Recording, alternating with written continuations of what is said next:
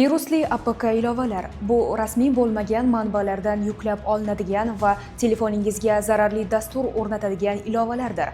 Bunday APKlar orqali firibgarlar bank karta ma'lumotlari, SMS kodlar, akkaunt parollari va shaxsiy ma'lumotlarni o'g'irlashi mumkin. Ko'pincha ular bepul ilova, pul ishlash, mod crack nomlari bilan tarqatiladi. Ilovalarni faqat Play Marketdan yuklab oling.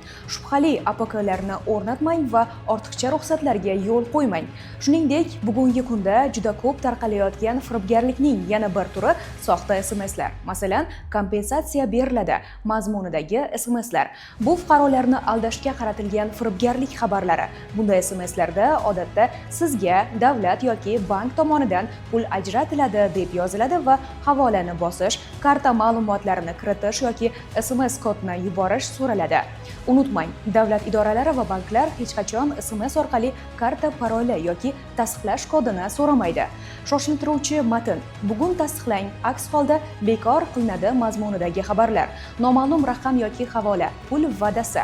Bunday SMSlarga ishonmang, havolalarni bosmang va xabarni spam sifatida belgilang. Ogoh bo'ling.